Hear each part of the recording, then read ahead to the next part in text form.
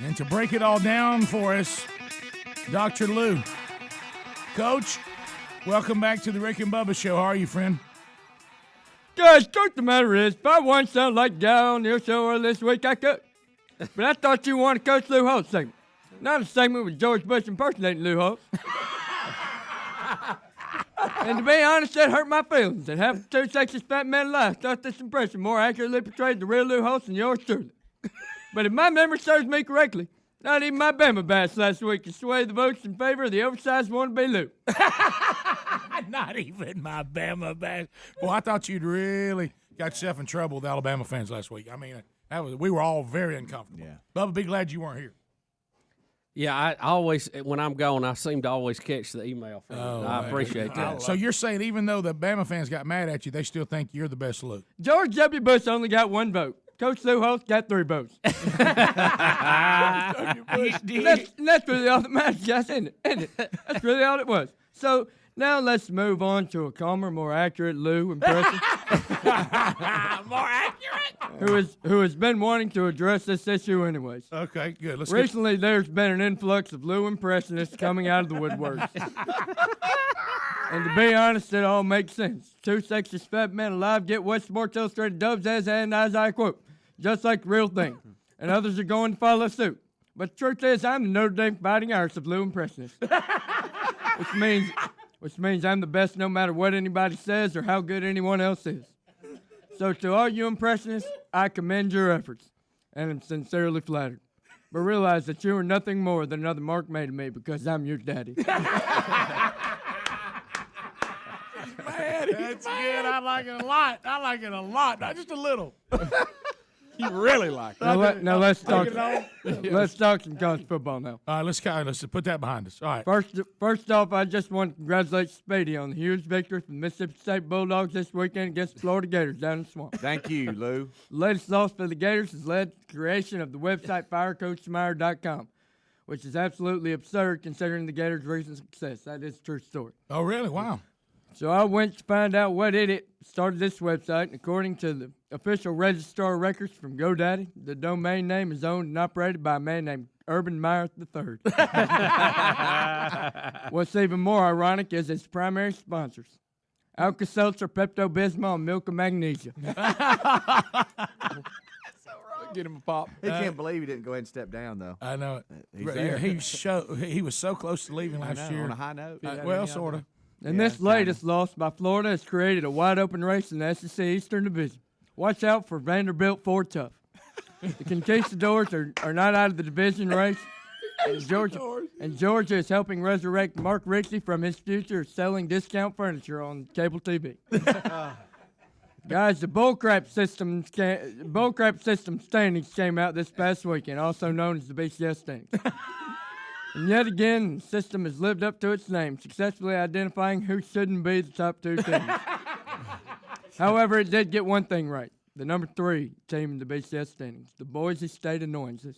Annoyances? Who have absolutely obliterated the heavyweights on their schedule, including Wyoming, New Mexico State, Toledo, and even the San Jose State Spartans, who were 2-10 last year.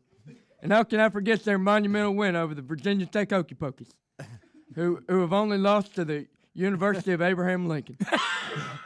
And in the words of the great former president whose team beat the Hokie Pokies, you can fool some of the people all the time and all the people some of the time, but you cannot fool all the people all the time. That's right. Boise State, you can fool the BCS system, but you can't fool anyone over the age of 5 who knows anything about any sport ever. Boise State, you were the most annoying part of college football. Oh, wow. But let's not forget the Cameron Newtons, formerly known as the University of Auburn Tiger Lilies, who sit at number. That's right, Cameron Newton's formerly known as the University of Auburn Tiger Lilies, who sit at number 4 in the BCS standings. Their impressive performance against the Arkansas Razor Wires last week goes to show that there are no holes in the Auburn defense. They held the Razor Wires to a mere 566 yards of offense, allowing only 428 yards through the air. The Tiger Lilies are poised to go undefeated and continue the Auburn tradition of not winning a national championship again. Just like 2004 and 1993, huh, Auburn? But hey, Auburn Tiger Lily fans, at least you still have 1957. Maybe one day you'll be able to claim a national championship that doesn't involve leather helmets. Look, he's trying to make good for other people. They're mad at him. But until then, enjoy a steak, courtesy of your Cal College, and remember that the national championship count for the Crimson and White still sits at a baker's dozen. That means you guys just need to win 12 straight national titles, and you'll be caught up. All right. Okay, all right, now you got him off your back. Yeah, good. You back even, Luke. That's what I needed. Let me tell you this, A though. lot of mail this week. How about this, Luke? Of course, you have made the assumption that Auburn fans won't now hate you. But anyway. Yeah, but he's playing the odds, though. The numbers are a little bad. Truth be told, I would be on the Auburn bandwagon if they had a decent quarterback. But to be honest, pretty boy R&B pop artist Chris Brown doesn't have what it takes to get at quarterback position to get the Tiger Lilies to the championship game. And by the way, Chris Brown and Camelot Newton do look almost identical, except Newton beats football teams while Chris Brown beats women. Oh, no. Wow. Oh, gracious. Ooh, But okay. the- Here but comes the the Auburn- mail from the two Chris Brown fans. That's right, but the Auburn quarterback was almost non-existent in the fourth quarter last week against the Razor Wires. I spoke with Michelle Tafoya this week about Newton's poor performance in the crucial part of the game, and she told me that his pre-fourth quarter speech did make sense. It did make sense, but also seemed to indicate an identity crisis. She went on to tell me that Newton began breaking it down before the fourth quarter as he addressed the team. Is a man on the floor? If he ain't, let me know. Let me see if I can run it. Yes, indeed, I can run it. Is a man on the floor? If he ain't, let me know. Let me see if I can run it. Yes, indeed, I can run it. Just when I think that there's no way you can deliver week after week, I'm Oh, wrong. when he got mad, really? I think the anger has pushed him to another Yeah. level. Somebody pushed a wounded animal into the corner. Isn't that right, Rick? And he didn't really like it. That's right. He come out biting. Then there's a big game in Knoxville this weekend against Crimson Tide and the Tennessee Three Musketeers. And I have a special word for Coach Derek Dooley as he prepares his Musketeers for the University of Crimson Tide Elephants. Derek, how can I say this, young fella? I love your daddy, but to quote from Mr. T from the famous A-Team, I pity the fool that gets in the Tide's way tomorrow. Bama's mad, Saban's mad, and that spells bad for the Volunteers. It's time for your special D, 13 in the box. You may even need 15 or 16 players on the field when Fast and Furious crank up their motors in Knoxville. I predict that Alabama will pass the ball 3 times and run 147 times on Saturday. Expect the Tide to steamroll the Musketeers. And this brings me to LSU coach Leslie Miles in Bayou Battery, Louisiana.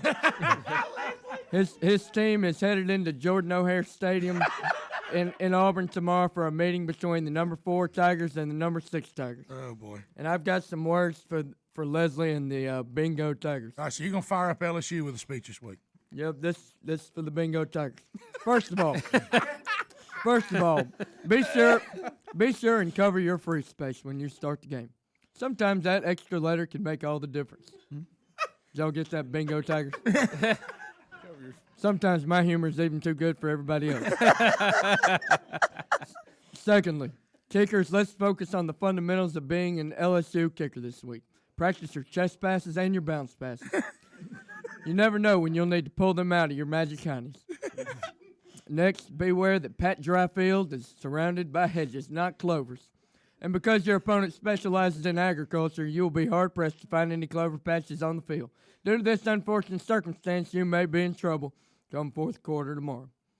Also, let's be sure to remember what has gotten you this far. Poor clock management, terrible fundamentals, and horrific coaching by your coach. But not as bad as coaching for the other team because they put 13 players on the field at the same time so that we can win.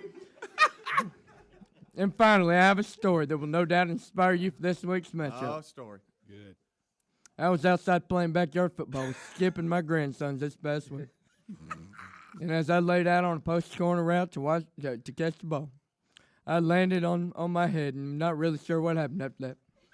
What I do remember is 917 leprechauns. Oh, no. They're back. Lined up in rows of 16. Each of them riding their own rocking horses, smiling and singing in sync. Ride, little horsey, go to town. Better watch out or we'll fall down. Then one of them in the back, standing a mere 18 inches tall, hopped off his rocking horse and scampered over to a pot at the end of a rainbow, where he relieved himself and then pulled out a broomstick horse. He straddled the broomstick horse and slapped the bottom of the stick and said, "Get up, horsey, daddy's home." He skipped over to me as he slapped the broomstick and shimmied up onto my lap. He said, "Daddy, can you make the horse eat corn?" And I did. I grabbed his little thigh with my hand and we had a little tickle fight. My horse ate corn well into the evening. Man, you have an opportunity to eat Auburn's corn today. and it's sweet corn. The kind that you can put butter on and eat for dessert, you know. The kind that's so good on the cob if you leave it on the grill for longer than normal so that the kernels turn dark brown. Usually I like a good salad and steak with my corn. New York strip, cooked medium, lightly marinated in Dale's with a touch of salt and pepper. Add in some Lazy Lapo with Dr. Maureen Mickey, and you've got yourself a great combo. It's the kind of thing that will have you grinning from ear to ear with your new smile from Dr. Thomas Studney. Guys, you are just like Academy Sports and Outdoors. You have the right stuff at low price. You have it every day. So let's sleep tight tonight and dream sweet dreams.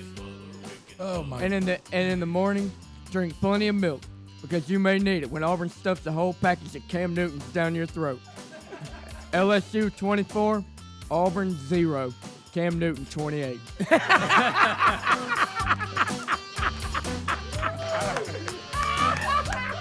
We'll be back. Rick and Bubba, Rick and Bubba.